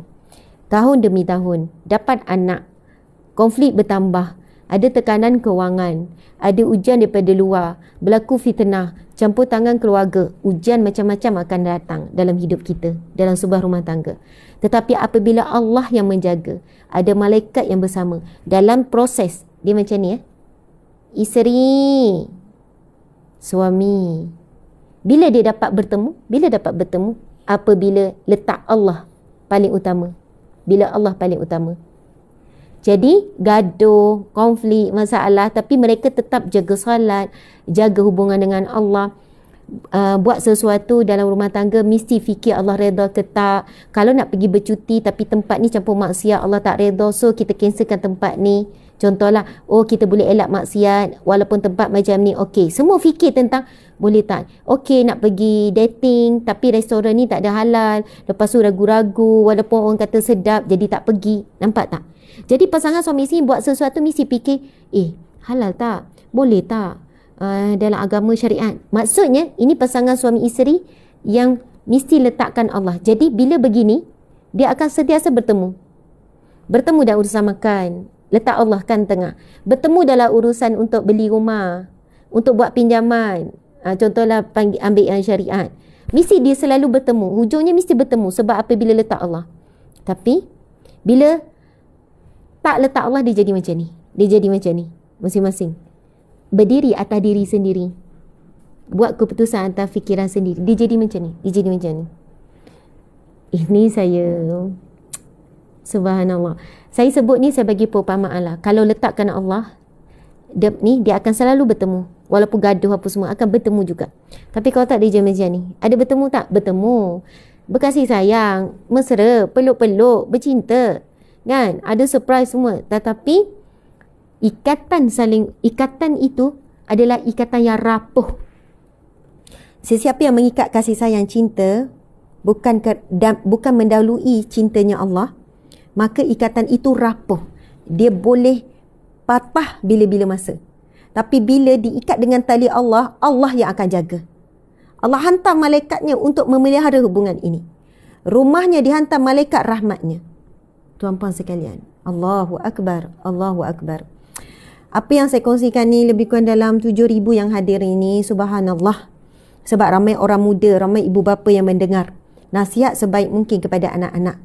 Ketika mula hari pertama, hari kedua, hari majlis pernikahan adalah permulaan yang sangat penting. Buat sesuatu tidak bercampur maksiat, buat sesuatu yang tidak mendatangkan kemurkaan Allah. Sebab itulah permulaan perjalanan, sebuah perjalanan yang sangat sukar, iaitu rumah tangga. Membina perjalanan rumah tangga bukan indah belaka. Sebulan indah, 2 bulan indah, lepas tu ujian datang. Kerana kemenangan besar. Kemenangan besar, syaitan ni dia ada anugerah syaitan cemerlang. Kan pekerja kan ada anugerah pekerja cemerlang. Dia ada anugerah syaitan cemerlang. Iblis ni kan general dia. Apabila datang syaitan ni buat report hasil kerja mereka, saya berjaya buat hamba Allah sekian-sekian. Saya berjaya buat manusia ni lalai sekian-sekian. Saya berjaya manusia buat maksiat sekian-sekian. Tapi bila ada syaitan yang datang, saya berjaya meruntuhkan sebuah rumah tangga. Maka syaitan itu diberikan anugerah syaitan cemerlang. Tuan-puan dimati Allah sekalian. Tapi bukan semua perceraian dibenci. Ada perceraian yang lebih baik daripada meneruskan sebuah perkahwinan. Kebaikan bagi kedua-dua, kebaikan untuk anak, dan kita terima ia sudah tidak ada jodoh lagi. Masya Allah. Hati saya nak berkahwin tapi saya tak mencari. Bolehkah saya buat begitu? Ustazah, saya takut dengan perkahwinan disebabkan mak ayah saya. Jadi saya tak tutup hati untuk berkahwin, tapi saya tak mencari. Bolehkah saya buat saya sebegitu? Okey, subhanallah. Saya nak sebut jodoh ini adalah dia bukan qada mubram, yang mana kita tak buat apa-apa pun dia tetap berlaku. Macam mati lah. Mati kan kita tak buat apa. Kalau sampai masa mati, ini qada yang ditetapkan, kita tak buat apa-apa pun dia tetap datang. Tetapi jodoh adalah qada ikhtiar. Penetapan qada daripada Allah, tetapi dengan ikhtiar manusia. Kita kena ikhtiar. Kita kena usaha. Lelaki usaha, perempuan pun usaha. Perempuan usaha juga? Ya. Tuan-puan sekalian, ada perempuan yang mungkin lelaki takut nak dekat, segan apa semua. Jadi gunakan orang tengah. Jika ada sesiapa yang dia suka dan lelaki itu baik, gunakan orang tengah untuk sampaikan hajat. Tak ada masalah. Macam Sayyidatina Khadijah dengan Rasulullah sallallahu alaihi wasallam. Masya-Allah. Siapa yang berani nak pinang Sayyidatina Khadijah masa tu, dengan kedudukannya, dengan Ratu Mekahnya, dengan kaya raya dan sebagainya. Jadi perempuan pun boleh. approach lelaki, tak ada masalah, tapi dengan cara yang bermaruah. Guna orang tengah untuk sampaikan hajat. Orang tengah ni pula kena pilih orang yang adil, orang yang amanah. Yang mana orang ni sebelum bagi tahu siapa yang hantar dia, saya dulu selalu jadi orang tengah. Masa saya belajar universiti, saya lepas dah kahwin apa, sampai sekarang pun ada orang cari lagi saya untuk jadi orang tengah. Orang perempuan lah, bukan orang lelaki. Orang perempuan, Ustazah boleh tak? Tapi sekarang minta maaf, saya tak boleh buat. Tapi dulu masa saya belajar, selalu kawan-kawan minta saya untuk saya sampaikan hajat kepada lelaki. Tapi ada caranya, bukan saya pergi direct duduk dua-dua tanya. Ada cara. Saya bertanya, sebelum itu saya bagi syarat, saya nak tanya dulu. Contohlah lelaki tu saya panggil ustaz. Saya tanya dulu, saya kata masa belajar kan sebab pengajian Islam, ustaz saya nak tanya. Okey, masa saya bertanya ada yang teman. Sebab benda tu confidential. Pertama saya nak tanya, status ustaz dah ada berpunya belum? Dah ada ke wanita? Kalau dia kata tak ada, baru boleh step yang seterusnya. Kalau dia kata ada, tutup cerita. Tapi kalau dia kata belum siapa-siapa lagi ustazah. Okey, ada seorang wanita ni dia berhajat, saya ni jadi orang tengah. Cakaplah gini-gini, terangkan gini-gini. Ustaz bersedia ke untuk tahu siapa? Kalau dia cakap, minta maaf, saya nak fokus belajar, saya tak nak terlibat apa-apa, terima kasih. Saya kata tak apa, kalau ustaz terfikir untuk bersedia satu hari nanti, ustaz mungkin boleh tanya. Macam tu lah. Orang tengah mesti kena amanah, tak boleh tu cakap bla bla bla bla, tak boleh. Lepas tu, kalau dia kata saya, bolehlah saya nak cuba, saya buat istikharah. Kita pun beri maklumat. Kan, beri maklumat. Lepas tu, kita beri maklumat first. Lepas tu kata macam mana, bila dah tahu, nak terus ke untuk sesi ta'aruf, untuk kenal. Sesi ta'aruf tu memang akan bukannya berduaan apa. Kita pun ada, yang kawan tu pun, yang lelaki tu pun ada teman dia. Lepas tu jumpa dalam satu tempat, tetapi tempat itu bukannya macam kita sebut, mungkin dalam kelas, dulu dalam kelas lah. Lepas tu, cari sekian-sekian, kita pun kata okey. Dia pun tanya ta'aruf, berkenalan, saling berkenalan. Ta'aruf lah. Tanya latar belakang keluarga sekian-sekian. Lepas tu pergi kepada proses istikharah.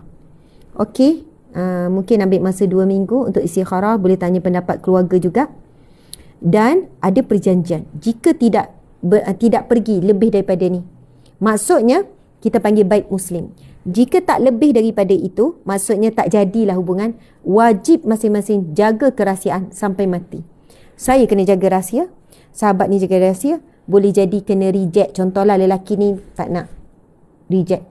Oh minta maaf, tak apa, mungkin dia memang tak suka wanita ni, apakah kita tak tahu, tapi dia reject. Wajib lelaki ni jaga amanah. Jangan duduk pergi heboh, perempuan tak, aku reject, macam tu je. Oi, jangan. Berdosa besar. Ini tentang maruah seorang wanita Islam. Maruah umat Islam sangat tinggi nilai dia. Jadi kita pesan, ni walaupun Ustaz tolak, Encik tolak, tetapi jaga maruah wanita ini sekian. Sama juga bila lelaki yang nak meminang. Bila perempuan tolak, wajib. Jangan perempuan ni bangga pula, aku dah reject 3 orang dah, reject macam tu je, bukan test aku lah. Lepas tu dengar orang lelaki tu kahwin ni, dulu aku reject dia tu. Oh no, berdosa apabila kita membuka aib, tak jaga maruah. Macam tu lah lebih kurang. Bukanlah zaman dahulu kala sangat, tapi maksudnya masa zaman tu macam tu lah caranya. Tapi sekarang orang direct je, luah perasaan direct je. I love you, awak wanita sini. WhatsApp dengan ayat-ayat direct, tak guna orang tengah. Bila tak guna orang tengah, bila kena reject, siapa yang nak pesan? Orang kena reject tu pesan, saya tahu awak reject saya, tapi saya nak awak jaga rahsia. Dah approach pun cara macam tu, lepas tu ni macam mana? Boleh jamin tak jaga rahsia? Mulut tempayang boleh tutup mulut orang. Tapi bila kita mulakan dengan sesuatu amanah, dengan cara yang betul, orang tu akan rasa berat untuk jaga. Tuan-puan sekalian, kalau dulu merisik, betul tak? Cantik sangat. Apa yang dibudayakan oleh orang Melayu selari dengan apa yang Islam nak. Selari dengan apa yang Islam nak. Merisik hantar keluarga, betul tak? Merisik, nak tanya, boleh tak? Bukan terus betul nak. Tapi zaman sekarang, dipelopori oleh influencer, artis. Bukan melalui mak ayah, bukan melalui adik-beradik, bukan melalui ini. Direct je. Will you marry me? Dah ikut cara barat. Minta maaf ya, kita sebut dah ikut cara barat. Perasan atau tidak benda ni berlaku sekarang? Dah ikut cara barat dah. Muda-mudi, influencer itu, ini direct macam tu. Memanglah cerita barat mana ada melalui. Pernah tengok cerita orang putih? Dia orang hantar mak ayah nak pergi meminang ataupun nak pergi merisik. Mana ada. Kau cerita Mak Saleh semua direct. Buat dekat kafe, buat dekat ini, duduk, will you marry, buat itu, buat macam-macam lah. Proposal untuk ajak nikah. Tapi cara orang Melayu memang selari sangat dengan Islam.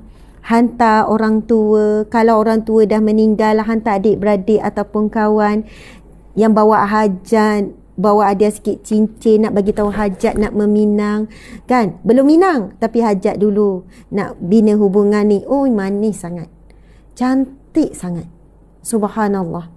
Tuan-puan dimati Allah sekalian, betul atau tidak ni? Ya.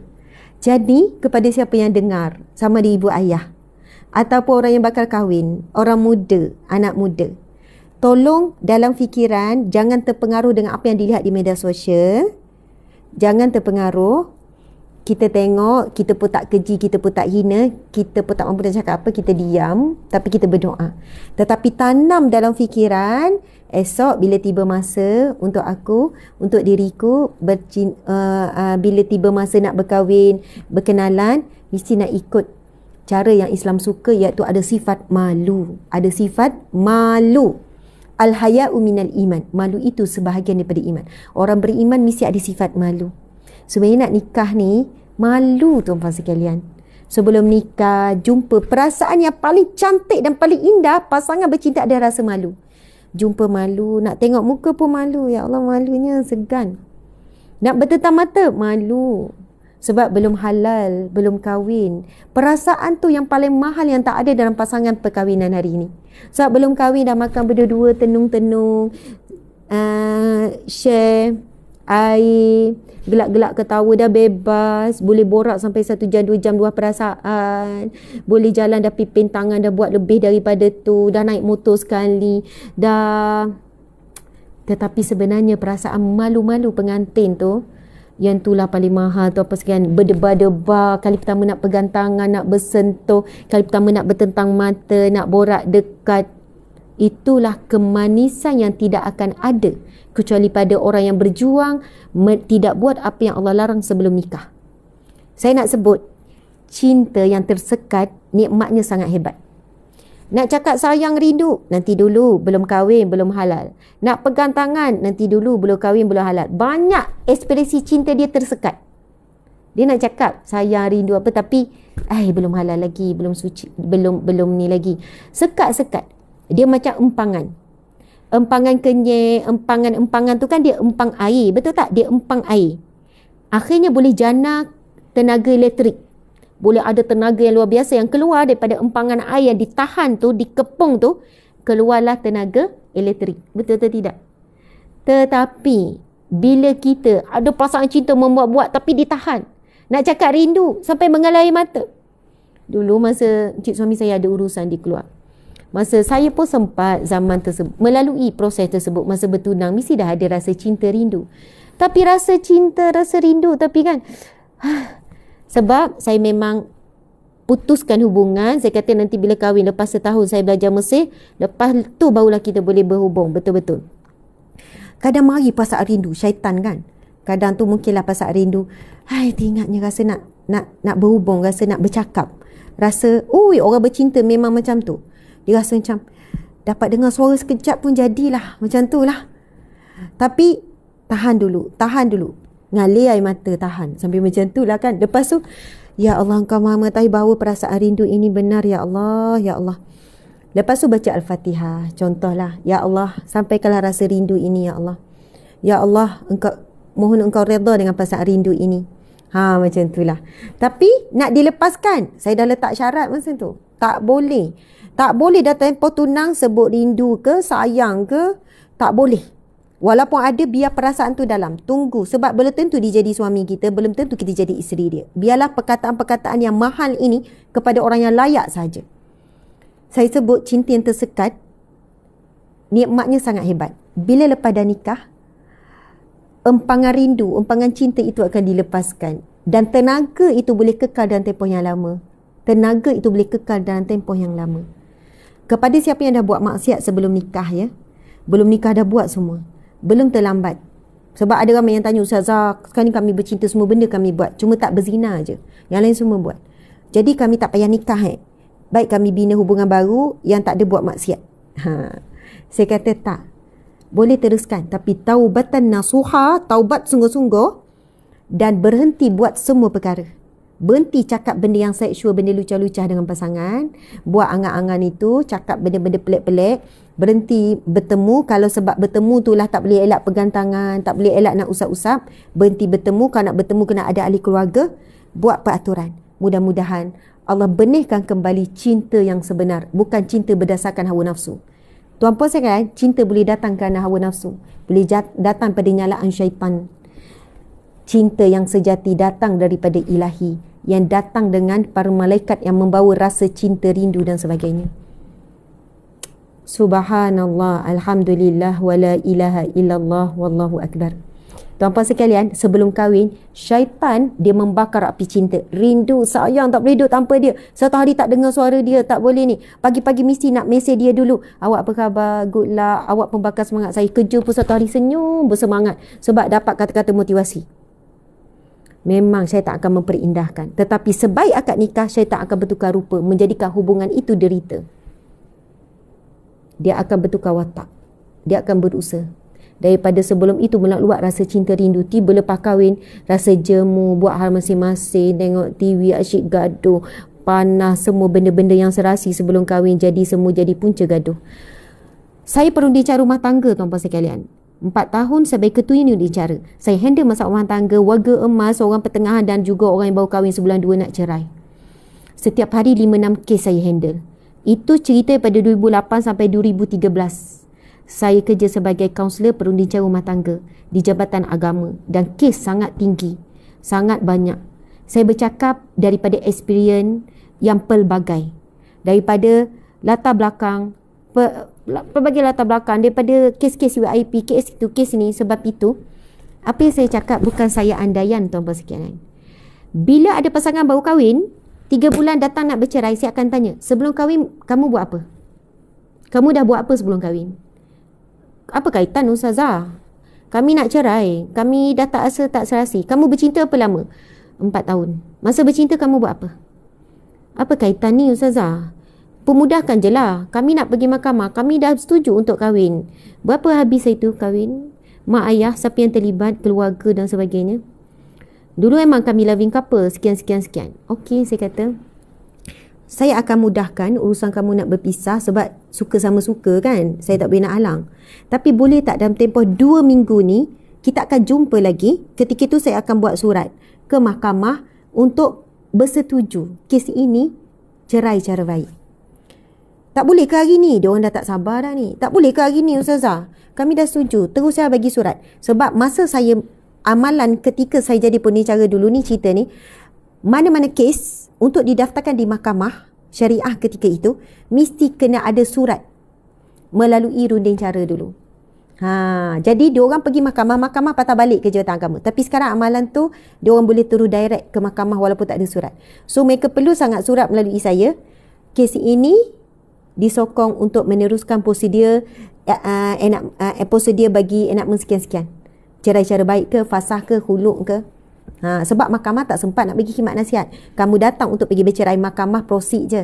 Bagi tarikh, lepas tu depan hakim sekian-sekian, hakim dengar sekejap. Tapi untuk berikan ilmu, hak-hak ke apa ke adalah perunding cara. Jadi saya akan minta, saya kata boleh tak tempoh 2 minggu ni, saya minta setiap daripada kamu bertaubat dulu dengan dosa yang dilakukan sebelum nikah. Sebab kamu kata bina masjid tapi kamu mula dengan maksiat. Ini bukan masjid yang dibina. Kamu bukan bina masjid. Kalau betul bina masjid, tak boleh dengan perbuatan maksiat. Masjid tak boleh dibina di atas tanah-tanah yang haram. Jadi, Ustazah, ya, saya minta kamu buat solat taubat sungguh-sungguh, menyesali apa yang dibuat sebelum nikah. Macam mana solat taubat tu, Ustazah? 2 rakaat je solat taubat. Buat setiap hari. Boleh Encik? Boleh Puan? Boleh. Bolehlah kalau tu syarat, kalau untuk kami nikah, untuk kami cerai. Boleh janji dengan saya tak buat setiap hari? Lepas tu, taubat tu daripada hati. Berdoa, ya Allah ampun dosa. Kalau boleh nak sebut dosa, sebut depan Allah. Sebut. Kalau kamu pun kamu tak jaga solat 5 waktu, cuba jaga dalam tempoh ni. Cuba jaga. Okeylah Ustazah, bolehlah kami jaga solat 5 waktu, lepas tu kami buat solat taubat. Kami mohon ampun dengan Allah. Memanglah banyaklah dosa, lepas tu dia mula cerita dosa. Saya pun cakap, dek, kamu berdua, saya sama je banyak dosa. Dan Allah tidak membenci hambanya buat dosa. Allah tak sampai membenci. Tetapi Allah sangat mencintai hambanya yang buat dosa, lalu meminta ampun. Masya Allah. Saya akan pemudahkan kamu nak bercerai. Tapi saya minta settle dulu dengan Allah. Sebab lepas ni mungkin kamu rasa kamu nak bina hubungan dengan cinta dengan orang lain apa semua. Tapi kalau kamu tidak selesai dulu urusan dengan Allah, dosa-dosa yang kamu buat, lepas tu sekian-sekian kamu akan melukakan ibu ayah. Ibu ayah sedih tak kamu nak cerai? Memang dia orang sedih. Kamu bertambah. Okey, tapi perasaan dah tak ada Ustazah, 3 bulan. Baru kami rasa kami sebenarnya tak sesuai jadi suami isteri. Masa bercinta 4 tahun dulu kami okey. Rupanya kami sesuai jadi kawan je. Belum terlambat, belum ada anak, baik kami cerai. Saya minta 2 minggu sebab biasanya tempoh 2 minggu bila surat akan datang. Okey, temu janji sekian-sekian. Dan Alhamdulillah banyak pasangan. Saya akan terangkan lebih lagi sekian-sekian kelebihan buat istighfar. Saya minta lah istighfar beberapa kali sehari macam tu lah. Lepas tu, dia pun datang lepas 2 minggu. Ustazah, kami tak jadi cerai. Kami tak jadi cerai. Saya kata, apa yang berlaku? Tak tahulah Ustazah. Lepas 3 hari buat, lepas 4 hari buat, Masya Allah, entahlah, saya pun tak erti nak cerita. Tapi perubahan berlaku dalam hubungan kami. Rasa macam awan hitam yang menyebabkan berlaku petir sambung menyambung, kami asyik gaduh. Macam awan tu pergi, lepas tu kami macam boleh makan sama, boleh duduk sama. Lepas tu kami dah mula ingat balik begitu begini. Saya kata, subhanallah, kamu mulakan pernikahan perkahwinan dengan murka Allah. Tetapi Alhamdulillah, kamu mula mencari Allah kembali. Bila pasangan sama-sama cari Allah, saya nak tanya, bertemu balik tak? Bertemu balik. Dia bertemu balik. Bukan cari diri masing-masing, cari Allah. Bila sama-sama yang ni cari Allah, yang ni cari Allah, buat salat taubat, dia bertemu. Allah yang menyatukan. Allah yang wadud, dia maha cinta, yang memiliki rasa cinta. Allah boleh beri kepada siapa yang dia mahu rasa cinta, dan Allah boleh tarik rasa cinta itu daripada siapa yang dia mahu. Tuan-puan dimati Allah sekalian. Saya cerita berdasarkan pengalaman. Kalau saya menipu Al-Quran ada depan saya ni. Pengalaman orang yang nak bercerai, kahwin baru berapa bulan, berapa tahun, bila buat amalan sekian-sekian, rupanya selama ini syaitan duduk bersama dalam rumah, jin meriah buat juga rumah tangga dia dalam tu. Sebab pasangan ni tak solat, paling utama tak solat. Pasangan yang tak solat. Pasangan yang suaminya dayus, minta maaf ya, suami yang dayus, membenarkan isteri buat maksiat. Isteri tak tutup aurat, isteri bergaul bebas atas nama kejaya, isteri sekian-sekian. Saya kata, ya Allah, hadis Nabi sebut, tidak cium bau syurga, tak masuk syurga ad-dayus, lelaki yang dayus. Jadi saya kata macam ni, tuan-puan walaupun kahwin 10 tahun, saya tak halang tuan-puan nak bercerai. Saya tak halang encik nak ceraikan isteri. Saya tak halang. Saya tak boleh nak halang siapa saya. Tapi dah tempoh 2 minggu ni, saya minta buat berperkara. Kalau encik buat, akan datang, encik tolong jujur dengan saya, encik buat. Mula-mula dia buat sebab tujuan dia nak cerai. Jadi dia kata, okey, saya janji saya akan buat. Tapi Ustazah mudahkanlah 2 minggu lagi, keluarkan surat. Ya, saya akan buat. Tapi tolong janji buat ni. Mula-mula buat sebab terikat dengan saya. Tapi rupanya lepas itu Allah buka pintu hati, dia buatkan ni. Suami datang mengadu isteri macam-macam, anak macam-macam. Saya kata, saya minta encik dah tempoh 2 minggu ni, encik pergi masjid. Apa kaitan Ustazah dengan kes saya pergi masjid? Tak apa. Memang encik nampak tak ada kaitan. Tak apalah bagi encik tak ada kaitan. Tapi saya minta encik pergi masjid. Tu je. 2 minggu lagi kita jumpa. Saya pemudahkan. Encik nak ceraikan isteri kan? Saya pemudahkan. Tak lama datang lepas 2 minggu. Ustazah, saya tak jadi cerai isteri. Saya tak jadi Ustazah. Saya tarik balik, tolong tutup kes saya. Rupanya pergi masjid tu jumpa dengan orang baik-baik. Jumpa orang tua bagi nasihat. Jumpa sekian-sekian. Rupanya pergi masjid, Allah gugurkan dosa. Setiap langkah menuju ke rumah Allah digugurkan dosa. Diangkat darjat, diberi pahala sedekah. Allahu Akbar, tuan-puan sekalian. Saya kadang rindu waktu saya jadi punding cara dulu. 4 tahun saya buat kerja tu. Sebab saya rasa macam banyak sangat drama air mata. Banyak sangat kes-kes, tuan-puan sekalian, suami isteri dah 2 bulan, 3 bulan tak bertemu. Duduk asing. Suami datang, Ustazah, kat saya nak proses perceraian. Mana isteri tuan? Oh, kami dah tak jumpa 3 bulan. Tak jumpa langsung, tak berhubung langsung, tak. Tak. Saya tak nak jumpa isteri saya. Saya sangat benci pada dia. Saya memang tak nak jumpa, tak nak. Saya sangat benci. Saya pun ada nombor telefon isteri. Okey, encik kena bagi nombor telefon isteri. Saya akan usulkan perkara ni. Telefon isteri. Okey puan, gini. Macam mana bagi puan? Saya memang dah tunggu lama dah. Waktu ni, okeylah. Puan nak jumpa suami dulu tak? Apa-apa semua? Tak nak. Saya tak nak jumpa. Saya tak nak. Kami jumpa kat mahkamah je. Pemudahkan je. Keluarkan je surat tu. Saya kata okey.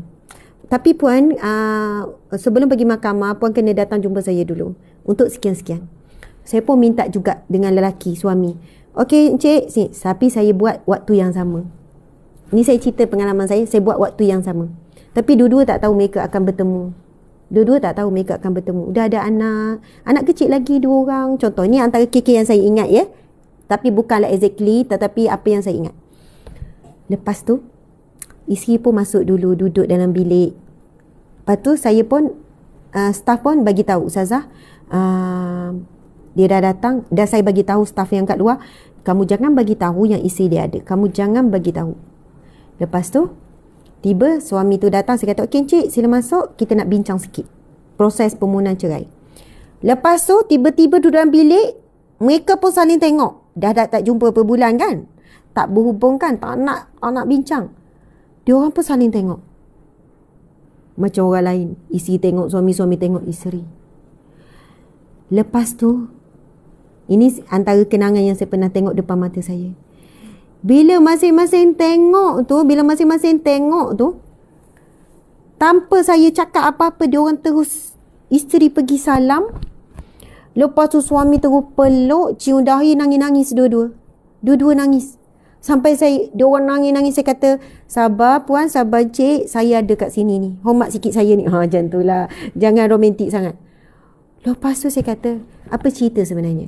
Yang ni tak nak jumpa yang ni tak nak jumpa yang ni. Kenapa sampai benci macam tu sekali? Lepas tu mula isi cerita. Ustazah, saya sebenarnya bukan benci suami saya. Tapi benda ni dah melibatkan keluarga. Oh, campur tangan keluarga. Mak saya cakap macam ni, mak saya tak nak ni. Suami pun campur tangan keluarga, sekian. Kadang bukan semua keluarga dia akan jadi penasihat yang baik. Banyak ibu bapa ikut emosi, memang akan beri amaran, tak bagi jumpa, tak bagi sekian-sekian, macam-macam. Kalau kau tak ceraikan isteri kau, mak tak ngaku kau anak, mak bla bla bla, gini. Bahkan kadang-kadang berlaku sihir pemisah yang membuatkan masing-masing benci. Sebab itu, bila ada session dengan saya akan mulakan dulu dengan Al-Fatihah, baca doa. Sebab ada banyak kes juga histeria. Ada banyak kes juga suami macam tak tahu apa-apa, cakap bila isteri kata, Ustazah, suami saya ni memang kena. Kita kena terima sihir pemisah jin yang nak merosakkan hubungan suami isteri. Tuan-puan sekalian. Lepas tu tak jadi cerai. Asal tak nak jumpa langsung dah ni Ustazah macam mana? Tak apa, nanti saya panggil ibu ayah. Saya cuba bincang dengan ibu ayah. Kadang-kadang kes masalah rumah tangga dilibatkan ibu ayah pun kaunseling sama. Itulah pengalaman saya. Sebab itu kalau kata Ustazah ni macam bagus, macam pandai je cakap bab rumah tangga, pandai-pandai je nak nasihat orang. Saya cakap berdasarkan pengalaman saya pernah jadi penolong pengarah bahagian Undang-Undang Keluarga Islam sebagai ketua unit cara. Saya bukan kata saya the best, tapi pengalaman 4 tahun setiap hari kes dan ribuan kes membuatkan saya jadi lebih matang sikit dan banyak maklumat. Sebab saya melibatkan mahkamah dan sebagainya. Tapi ramai lagi di luar sana kaunselor-kaunselor yang bagus. Tapi pengalaman saya, semua masalah rumah tangga, insya-Allah ada jalan penyelesaian ataupun ke mahkamah dengan cara yang baik. Melalui apa? Islam penyelesaian. Solat penyelesaian utama. Doa penyelesaian utama. Taubat penyelesaian utama. Masya Allah, zikir-zikir. Suami malas, suami maki hamun, ada kaitan. Bila kita minta beramal dengan sekian, daripada baran itu boleh kendur apa semua. Daripada malas. Malas itu penyakit. Malas itu dosa. Malas itu maksiat. Orang malas ni dia boleh lakukan dosa. Sebab bila dia malas, dia ambil tanggungjawab. Malas permulaan dosa. Macam mana nak buang rasa malas dan sebagainya. Alhamdulillah, dah habis dah. Oh, TikTok dah sampai 1 million. Terima kasih. Dan yang hadir ni lebih kurang dalam berapa ni? 7,000 lebih. 7,000 lebih. TikTok 4.4 ni 2007 ni ada 618. Alhamdulillah. Okey, period boleh baca Asmaul Husna. Jadi hari ni macam kita tak boleh kita tuan puan sekalian, kita tutup ni kitab kita Riyadhus Salihin ni. Esoklah kita akan mula baca bab yang baru, bab yang ke-16. Kita masuk tu besok. Biasalah kadang hari Sabtu Ahad kan cuti. Bila Isnin ni saya macam mulakan dengan permulaan kuliah mingguan kita hari Isnin bermula kan. Untuk makluman kepada siapa yang baru hadir dan baru pertama kali hadir kuliah ni, saya buat kuliah setiap pagi percuma kepada semua jam 7 pagi. Kadang habis pukul 8, kadang. Selalunya habis 8.30, macam sekarang dah pukul 9. Dekat 2 jam dah. Dekat 2 jam dah. Jadi, kita baca kitab ni, Riyadhus Salihin ni, kitab tasawuf. Subhanallah, daripada hadis-hadis Nabi yang sahih, himpunan dan juga hadis-hadis Nabi yang hasan. Riyadhus Salihin ni maksudnya taman orang soleh. Subhanallah, kita dah 2 tahun dah buat kuliah ni setiap pagi. So daripada Isnin sampai Khamis kitab Riyadhus Salihin ni. Seronok sangat belajar hadis-hadis Nabi yang berkaitan dengan kehidupan seharian. Sebab dia berkenaan dengan perbuatan kita. Melibatkan tentang banyak motivasi. Perasan atau tidak? Kita dah baca banyak hadis Nabi tentang motivasi hidup. Tentang kekuatan, tentang bab. Seronok lah.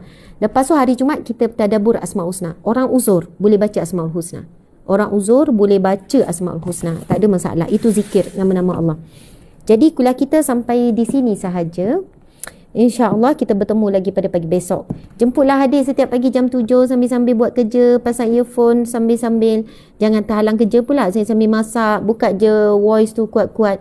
Sambil drive apa semua. Pukul 7 sampai pukul, tak boleh cakap sampai pukul berapa. Tak tentu. Kadang pukul 8, 8.30. Kalau saya ada ceramah akan lebih awal. Saya mohon maaf salah dan silap. Kekurangan pasti ada, kesilapan pasti ada. Saya cuba buat yang terbaik untuk berkongsi pengalaman dan juga ilmu. Saya bukan orang alim. Saya hanya menyampaikan ilmu daripada orang alim. Saya perantaraan sahaja. Subhanallah. Saya sayang semua kerana Allah dan kerana Rasulullah sallallahu alaihi wasallam. Dan saya suka untuk sama-sama kita sudahkan dengan bacaan tasbih kafarah dan surah Wal-Asr. Bismillahirrahmanirrahim. Ada yang tanya, Ustazah buat badal haji tak? Tak. Hati-hati dengan badal haji ya tuan-puan sekalian. Sebab kos buat haji sangat mahal. Sangat mahal. Untuk orang buat badal haji di Mekah Madinah pun dia orang kena ada permit. Permit bagi Arab Saudi sendiri 10,000 ke 12,000. Maksudnya penduduk Mekah Madinah Arab Saudi, rakyat dia sendiri pun nak buat haji, mereka kena bayar sekurang-kurangnya 12,000 13,000. Bila ada badal haji yang terlalu rendah, tolong hati-hati. Sebab skema badal haji, skema korban memang ramai, memang banyak. Tuan-tuan sekalian, bila ada je ruang untuk keuntungan, memang akan ada pihak. Saya bukan kata semua skema. Ada yang jujur, ada yang amanah, ada yang buat betul-betul. Saya nak minta pesan, hati-hati dengan dua ibadah yang agung bila tiba masa bulan Zulhijjah ni. Satu korban, satu haji. Jadi subhanallah, skema tu memang wujud, skema itu benar. Macam tu. Saya insya-Allah dengan suami akan pergi untuk menunaikan haji sebab kami bawa jemaah lebih kurang dalam 18 orang. Subhanallah, kami akan pergi pada hujung minggu ni. Sama ada hari Jumaat atau hari Sabtu. Jadi akan pergi dulu trip Aceh tu dengan jemaah, lepas tu akan pergi ini sebab ada penerbangan akhir masuk ke Saudi. Jadi insya-Allah saya akan bawa doa-doa. Tak lupakan kalian sama-sama mendoakan. InsyaAllah mudah-mudahan Allah. Soalan tadi saya tak buat badal haji. Tak buat. Memang kita cuba cari orang belah sana apa semua. Bukan mudah nak buat badal haji dan situasi sekarang yang sangat terhad. Okey. Mohon maaf salah dan silap. Dan kita jumpa pagi besok. Kita sudahkan dengan tasbih kafarah dan surah Wal-Asr. Bismillahirrahmanirrahim. Subhanakallahumma wa bihamdika asyhadu an la ilaha illa anta astaghfiruka wa atubu ilaik. Bismillahirrahmanirrahim. Wal 'asr innal insana lafi khusr illa alladhina amanu wa 'amilus solihat wa tawasaw bil haqqi wa tawasaw bis sabr. Shadaqallahul azim. Amin ya rabbal alamin. Subhanallah. Terima kasih atas ucapan doa, insya-Allah semoga sahabat semua juga dikurniakan rezeki untuk